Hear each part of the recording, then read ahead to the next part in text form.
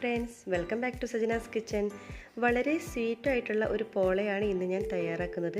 ഈത്തപ്പഴവും സേമിയയും ചേർന്നിട്ടുള്ള ഒരു പോള വളരെ എളുപ്പമാണ്. നിങ്ങൾ ആദ്യമായിട്ടാണ് എൻ്റെ ചാനൽ കാണുന്നതെങ്കിൽ തീർച്ചയായും സബ്സ്ക്രൈബ് ചെയ്യുക. ആ കുഞ്ഞു ബെല്ലൈക്കണൊന്ന് ക്ലിക്ക് ചെയ്യൂ, എങ്കിലേ ഞാനിടുന്ന പുതിയ വീഡിയോസിൻ്റെ നോട്ടിഫിക്കേഷൻ നിങ്ങൾക്ക് ലഭിക്കുകയുള്ളൂ. അപ്പോൾ ഇതെങ്ങനെ ഉണ്ടാക്കുന്നത് നോക്കാം. ആദ്യം തന്നെ നമുക്കൊരു പാൻ വെക്കാം. അതിലോട്ടേക്ക് 2 ടേബിൾ സ്പൂൺ നെയ്യ് ചേർത്ത് കൊടുക്കാം.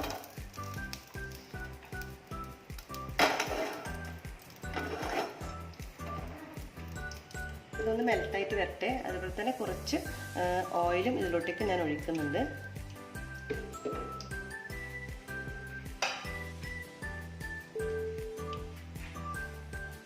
ഓയിൽ നന്നായിട്ട് ചൂടായിട്ട് വരുമ്പോൾ നമുക്ക് കുറച്ച് കാഷ്യൂനട്ട് ഒന്ന് ഫ്രൈ ചെയ്തെടുക്കണം. അത് ഇതിലോട്ടേക്ക് ആഡ് ചെയ്ത് കൊടുക്കാം.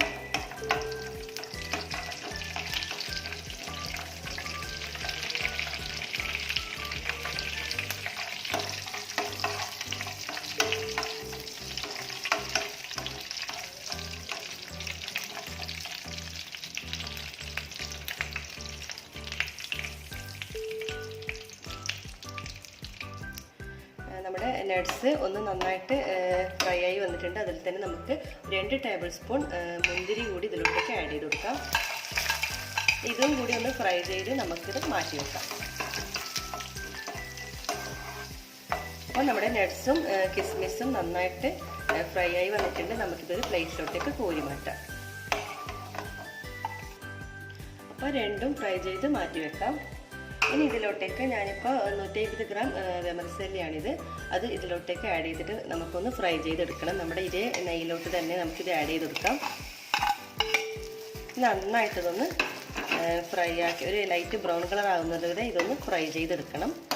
ഞാനിപ്പോൾ അതായത് നുറുക്കിയിട്ടുള്ള വെമർസെല്ലിയാണ് ഞാനിപ്പോൾ യൂസ് ചെയ്തിട്ടുള്ളത്.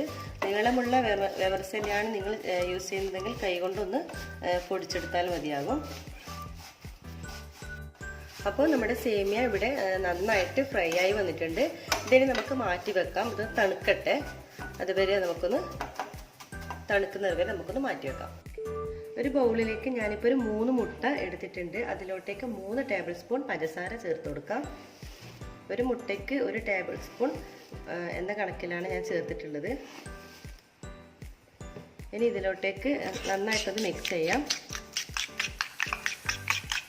പഞ്ചസാര നന്നായിട്ട് അലിഞ്ഞു വരണം.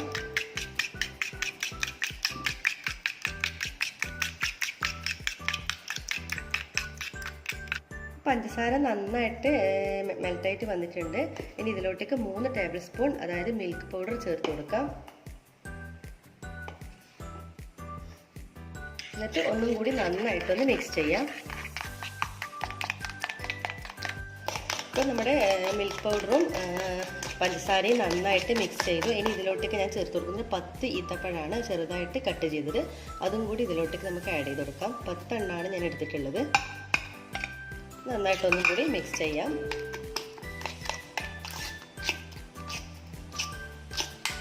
പിന്നെ വേണ്ടത് നമ്മൾ ഫ്രൈ ചെയ്ത് വെച്ചിട്ടുള്ള നമ്മുടെ സേമിയ ഇതിലോട്ടേക്ക് ആഡ് ചെയ്ത് കൊടുക്കാം.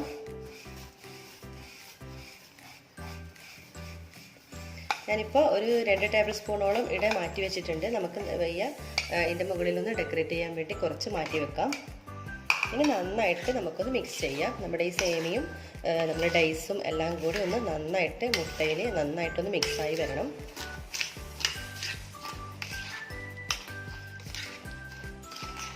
അപ്പം നന്നായിട്ട് ഇവിടെ മിക്സായി വന്നിട്ടുണ്ട്. നമുക്കിനി പോള ഉണ്ടാക്കാൻ തുടങ്ങാം. അപ്പോൾ ഒരു പാൻ വെച്ചിട്ടുണ്ട്. അതിലേക്ക് ഞാൻ ചെറിയ 1 ടീസ്പൂണോളം നെയ്യ് ചേർത്ത് കൊടുത്തിട്ടുണ്ട്. അത് നന്നായിട്ട് ചൂടാകുമ്പോൾ നമ്മുടെ ഈ സേമിയ ഡേയ്സ് കൂട്ട് ഇതിലോട്ടേക്ക് ആഡ് ചെയ്ത് കൊടുക്കാം.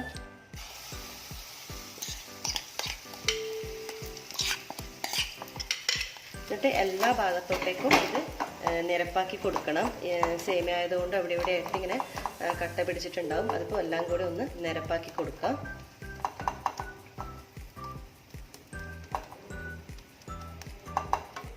ഇനി നമുക്കിത് അടച്ച് വെച്ച് 10 മിനിറ്റോളം നമുക്കിതൊന്ന് അടച്ച് വെക്കാം. ഇപ്പോൾ ഏകദേശം 10 മിനിറ്റ് ആയിട്ടുണ്ട്. നമുക്കൊന്ന് തുറന്ന് നോക്കാം. ഏകദേശം ഒരു 70% വെന്തിട്ടുണ്ട്. നമുക്കിതിൻ്റെ മുകളിൽ കുറച്ച് കാഷ്യൂനട്ടും കിസ്മിസും വെക്കാം. അപ്പോൾ കിസ്മിസും നട്ട്സും വെച്ചിട്ടുണ്ട്. അതിൻ്റെ മേലെ നേരെ നമ്മൾ ഫ്രൈ ചെയ്ത് വെച്ചിട്ടുള്ള നമ്മുടെ സേമിയയും കൂടി ഇതിൻ്റെ മുകളിലോട്ടൊക്കെ ഒന്ന് ഡെക്കറേറ്റ് ചെയ്യാൻ വെക്കാം.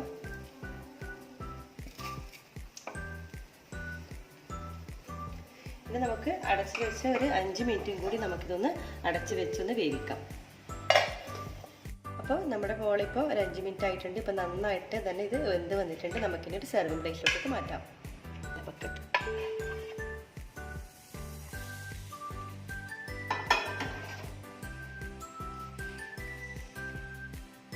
അങ്ങനെ നമ്മുടെ ടേസ്റ്റി ആയിട്ടുള്ള സേമിയ ഡേയ്സ് പോള ഇവിടെ തയ്യാറായിട്ടുണ്ട്. നല്ല ടേസ്റ്റാണ്, എളുപ്പത്തിൽ തയ്യാറാക്കാൻ പറ്റും.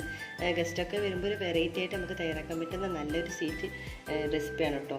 അപ്പോൾ നിങ്ങളെല്ലാവരും തന്നെ ട്രൈ ചെയ്ത് നോക്കണം. അതുപോലെ ലൈക്ക്, ഷെയർ, കമൻറ്റ് ചെയ്യാൻ മറക്കരുത്. അതുപോലെ തന്നെ ഈസി റെസിപ്പികൾക്ക് വേണ്ടി സജനാസ് കിച്ചൺ സബ്സ്ക്രൈബ് ചെയ്യൂ. അപ്പോൾ എല്ലാവർക്കും ഒരിക്കൽ കൂടി